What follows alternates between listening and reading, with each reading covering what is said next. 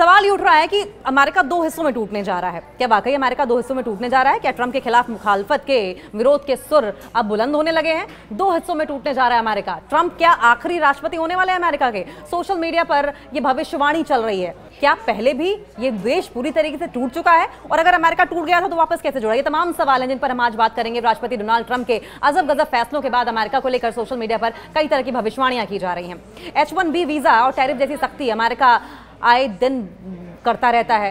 किसी न किसी पर सैंक्शंस लगाएगा, किसी न किसी कंट्री पर वो टैरिफ लगाएगा। और इस बीच सोशल मीडिया पर एक भविष्यवाणी, एक प्रोफेसी, एक प्रेडिक्शन हो रही है और इसमें यह कहा जा रहा है कि अमेरिका जल्द ही दो हिस्सों में टूटने जा रहा है। वहीं डोनाल्ड ट्रंप अमेरिका के आखिरी राष्ट्रपति होंगे, यह भी कहा जा रहा है। यह भविष्यवाणी नास्ट्रेडमस या फिर बाबा वेंगा ने नहीं की है, एक ज्योतिषी ने की है।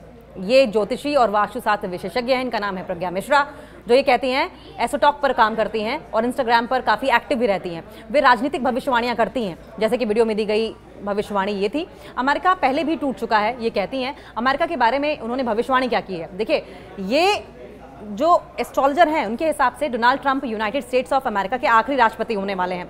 जुलाई 2027 से पहले यूएसएसआर की तरह यूएसए भी टूटेगा, 2 या 3 राज्य अलग हो जाएंगे। इसे लेकर सोशल मीडिया पर जमकर लोग कमेंट्स कर रहे हैं। ग्रोक से जब इस बारे में सवाल पूछा गया तो उसने बताया कि ये भविष्यवाणी ज्यादातर भविष्योन्मुखी है, जैसे कि 2027 में अमेरिका का टूटना या भारत यूएनएससी का सदस्य बनना।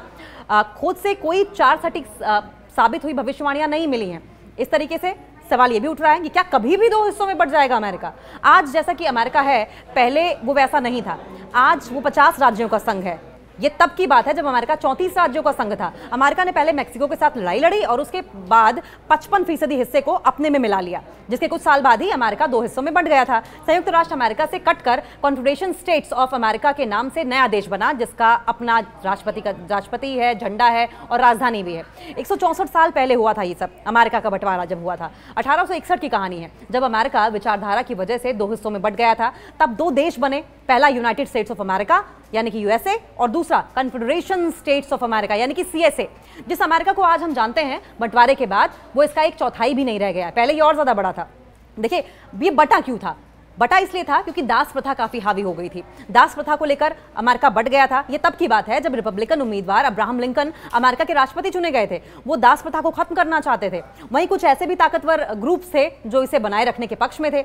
आर्थिक, सामाजिक और राजनीतिक मुद्दों ने इस लड़ाई को और ज्यादा भड़का दिया। फरवरी 1861 में अलाबामा के मॉन्टगोमेरी के 6 राज्यों में प्रतिनिधियों की एक मीटिंग हुई, जिन्होंने कॉन्फेडरेशन स्टेट्स ऑफ अमेरिका यानी कि सीएसए की नींव रखी। उस टाइम पर वर्जीनिया के रिचमंड को सीएसए की राजधानी बनाया गया और बाद में ये टूटा हुआ जो अमेरिका था वो फिर से एक हो गया था।